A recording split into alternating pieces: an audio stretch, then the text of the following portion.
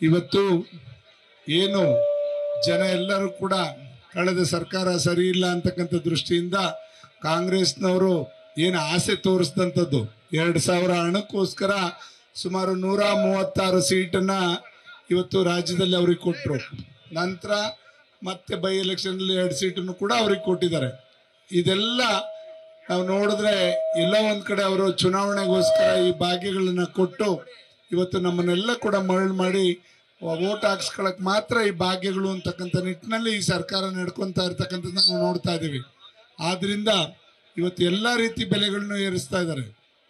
ಒಂದು ಹಾಲಿನ ದರ ಸುಮಾರು 9 ರೂಪಾಯಿವರೆಗೂ ಹೆಚ್ಚಿರ್ತಕ್ಕಂಥದ್ದು, ಡೀಸೆಲ್ ಬೆಲೆಯನ್ನ, ದಿನಬಳಕೆ ವಸ್ತುಗಳು ಎಲ್ಲದೂ ಕೂಡ ಗಗನಕ್ಕೇರಿರ್ತಕ್ಕಂಥದ್ದು ನಾವು ನೋಡಿದಾಗ ಮೆಟ್ರೋ ಪ್ರಯಾಣಿಕರು ಏನು ಸಾಮಾನ್ಯ ಜನ ಅವರು ಕಚೇರಿಗಳಿಗೆ ಹೋಗಲಿಕ್ಕೆ ಎಲ್ಲದಕ್ಕೂ ಕೂಡ ಇವತ್ತು ಟ್ರಾಫಿಕ್, ಈ ದಟ್ಟಣೆ ಟ್ರಾಫಿಕ್ನಲ್ಲಿ ಬೆಂಗಳೂರಿನಲ್ಲಿ ಅವತ್ತು ಮೆಟ್ರೋನ ಅವಲಂಬಿಸಿದ್ರು. ಅದ್ರ ದರನು ಕೂಡ ಹೆಚ್ಚಿಸ್ತಕ್ಕಂಥದ್ದು, ಬಸ್ ಪ್ರಯಾಣಿಕರದು, ರೈತರ TC ದರಗಳು. ಇವತ್ತು ನಮಗೆ ಟ್ರಾನ್ಸ್ಫಾರ್ಮರ್ಸ್ ಏನಾದ್ರು ಬೇಕು ಅಂದ್ರೆ ಕೃಷ್ಣಪ್ಪಣ್ಣ ಹೇಳಿದ ರೀತಿಯಲ್ಲಿ ಸುಮಾರು 2-3 ಲಕ್ಷ ರೂಪಾಯಿ ಖರ್ಚು ಮಾಡಬೇಕು ಒಬ್ಬ ರೈತ.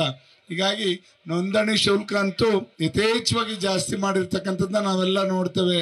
ಇವತ್ತು ಟೋಲ್ ಶುಲ್ಕ ಎಲ್ಲದನ್ನು ಕೂಡ, ಮದ್ಯದ ಅಂಗಡಿ ಇರ್ಬೋದು, ಯಾವುದೇ ಒಂದು ವಸ್ತುಗಳಿರ್ಬೋದು, ಇದೆಲ್ಲದನ್ನು ಕೂಡ ಗಗನಕ್ಕೆ ಏರಿರ್ತಕ್ಕಂಥದ್ದನ್ನು ನೋಡಿದ್ರೆ ಈ ಸರ್ಕಾರ ಒಂದು ಭ್ರಷ್ಟ ಸರ್ಕಾರ. ನಾವು ನೋಡ್ತೇವೆ ಎಲ್ಲೂ ಕೊರತೆ ಇಲ್ಲ, ಇವರು ಕ್ರೋಢೀಕರಣ ಮಾಡಲಿಕ್ಕೆ ಇವರಿಗೆ ಯೋಗ್ಯತೆ ಇಲ್ಲ ಅಂತಕ್ಕಂಥದ್ದನ್ನ ಹೇಳಲಿಕ್ಕೆ ಬಯಸ್ತೇನೆ. ಯಾಕೆ ಅಂದ್ರೆ ಇವತ್ತು 4 ಲಕ್ಷದ ಕೋಟಿಗಿನ್ನ ಹೆಚ್ಚು ನಮ್ಮ ಆಯವ್ಯಯ ಇದ್ರು ಕೂಡ ಅದನ್ನ ನಿಭಾಯಿಸ್ಲಿಕ್ಕೆ ಇವ್ರಿಗೆ ಸಾಮರ್ಥ್ಯರಲ್ಲ, ಯೋಗ್ಯತೆ ಇಲ್ದಿರೋ ದಯಮಾಡಿ ಕುರ್ಚಿ ಬಿಟ್ಟು ಕೆಳಗಿಳಿಲಿ. ಇಲ್ಲ ಅಂದ್ರೆ ಸರಿಯಾದ ರೀತಿಯಲ್ಲಿ ಎಲ್ಲಾ ಇಲಾಖೆಗಳಿಗೂ ಕೂಡ ಸಮರ್ಪಕವಾದಂತ ನ್ಯಾಯ ಕೂಡ ನಿಟ್ಟಿನಲ್ಲಿರ್ಲಿ. ಇವರು ಎಲ್ಲಾ ಇಲಾಖೆಗೂ ಕೊಡಬೇಕಾಗಿರ್ತಕ್ಕಂಥ ಹಣವನ್ನ ಒದಗಿಸ್ಕೊಡ್ತಾ ಇಲ್ಲ. ಇವು ವಿಶೇಷ ಅನುದಾನ ಅಂತಕ್ಕಂಥದ್ದು ಕೊಡಕ್ಕೆ ಅದ್ರ ಮುಖಾಂತರ ಇವರು ಅಲ್ಲಿ ಏನ್ ವ್ಯವಹಾರ ಮಾಡ್ಕೋತಾ ಇದಾರೋ ಗೊತ್ತಿಲ್ಲ.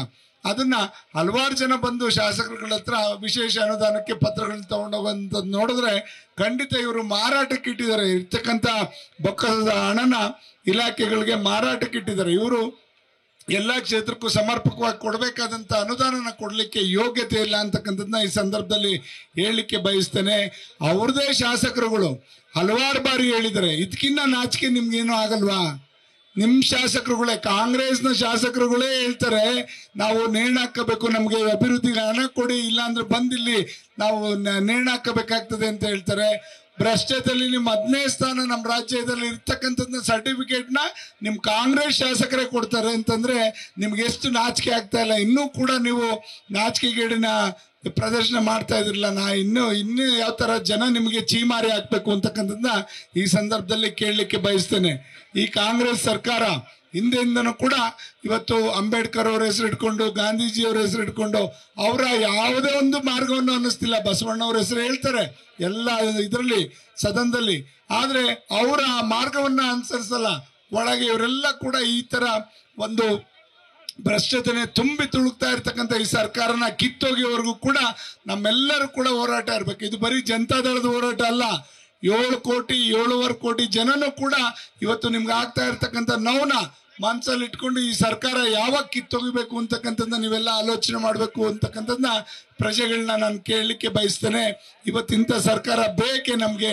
ಇವತ್ತು ಈ ಸ್ಲೋಗನ್ನ ನಾವೆಲ್ಲ ಕೂಡ ಒಂದು ಬದಲಾವಣೆ ಮಾಡ್ಕೊಳ್ಳೋಣ.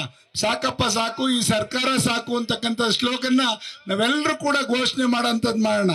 ನಾನು ಹೇಳ್ಬೇಕು, ಸಾಕಪ್ಪ ಸಾಕು, ಸಾಕಪ್ಪ ಸಾಕು, ಈ ಸರ್ಕಾರ ಸಾಕು, ಇಂಥ ಭ್ರಷ್ಟ ಸರ್ಕಾರ ಬೇಡ, ಕಾಂಗ್ರೆಸ್ ಬೇಡ, ಈ ಸರ್ಕಾರ ಸಾಕು. ಆತರ ದಯಮಾಡಿ ನಾವೆಲ್ಲ ಇವತ್ತು ಈ ಭ್ರಷ್ಟ ಸರ್ಕಾರ ಎಲ್ಲಾ ರೀತಿಯಲ್ಲೂ ಕೂಡ ಕ್ಷೇತ್ರಗಳಿಗೆ ಹಣ ಕೊಡ್ತಾ ಇಲ್ಲ ಅಭಿವೃದ್ಧಿಗೆ. ಕಾಂಗ್ರೆಸ್ನವರು ಕೂಡ ಬೇಸತ್ತೋಗಿರೋ ಶಾಸಕರುಗಳನ್ನ ಮುಕ್ತವಾಗಿ ಮಾಧ್ಯಮದವ್ರನ್ನ ಅವ್ರನ್ನ ಕೇಳಿದ್ರೆ ಹೇಳ್ತಾರೆ ಅವ್ರ ನೋವುಗಳನ್ನ. ಮುಂದಕ್ಕೆ ಅವರು ಇನ್ನ ಕ್ಷೇತ್ರಗಳಿಗೆ ಚುನಾವಣೆ ಕೇಳಲಿಕ್ಕೂ ಮತ ಕೇಳಕ್ ಹೋಗದಂತ ಪರಿಸ್ಥಿತಿಗೆ ಇವತ್ತು ಶಾಸಕರನ್ನ ದೂಡಿರ್ತಕ್ಕಂಥ ಈ ಭ್ರಷ್ಟ ಸರ್ಕಾರ, ಇದನ್ನ ನಾವೆಲ್ಲರೂ ಕೂಡ ಎತ್ತಿಡಿತಕ್ಕಂಥ ಕೆಲಸ ಮಾಡಬೇಕಾಗ್ತದೆ. ಇವತ್ತಿಂದ ಹೋರಾಟ ಇದು ಈ ಸರ್ಕಾರ ತೆಗೆಯೋವರೆಗೂ ಅವ್ರು ಮಾಡಿರ್ತಕ್ಕಂಥ ಅನ್ಯಾಯಗಳು, ಭ್ರಷ್ಟತೆ ಎಲ್ಲದನ್ನು ಕೂಡ ಬೀದಿಗೆ ಇಳಿತಕ್ಕಂಥದ್ದು. ಈ ಬೆಲೆ ಏರಿಕೆ ವಿರುದ್ಧ ನಾವೆಲ್ಲರೂ ಕೂಡ ಹೋರಾಟ ಮಾಡಬೇಕು. 2,000 ಕೊಡ್ತೀವಿ ಅಂತಕ್ಕಂಥದ್ದು ಹೇಳಿ ಹಿಂದೆ ಎಲ್ಲರ ಹತ್ರನೂ ಕೂಡ ಹಣವನ್ನ ವಸೂಲಿ ಮಾಡ್ತಕ್ಕಂಥ ಕೆಲಸ ನಿಪುಣತೆಯನ್ನ ಇವರು ಮಾಡ್ತಾ ಇದ್ದಾರೆ. ಇದನ್ನ ಧಿಕ್ಕರಿಸಿ ನಾವೆಲ್ಲರೂ ಕೂಡ ಈ ಭ್ರಷ್ಟ ಸರ್ಕಾರನ ತೊಲಗೋವರೆಗೂ ಕೂಡ ನಮ್ಮ ಹೋರಾಟ ನಿದ್ದೆ ಮಾಡೋದು ಬೇಡ ಅಂತಕ್ಕಂಥದ್ದನ್ನ ಎಲ್ಲ ಕಾರ್ಯಕರ್ತರಿಗೂ ಕೂಡ ನಾವು ಕರೆಯನ್ನ ಕೊಡ್ತಕ್ಕಂಥ ಕೆಲಸವನ್ನ ಮಾಡೋಣ ಅಂತಕ್ಕಂಥದ್ದನ್ನ ಈ ಸಂದರ್ಭದಲ್ಲಿ ಹೇಳ್ತಾ ಇಲ್ಲಿ ತಮ್ಮ ಜೊತೆ ಕೆಲವು ಮಾತನ್ನ ಹಂಚ್ಕೊಳ್ಳಿಕ್ಕೆ ಅವಕಾಶ ಮಾಡಿಕೊಟ್ಟಂತ ಎಲ್ರಿಗೂ ಒಂದ್ಸಿ ನನ್ನ ಮಾತು ಮುಗಿಸ್ತೀನಿ. ಜೈ ಹಿಂದ್, ಜೈ JDS.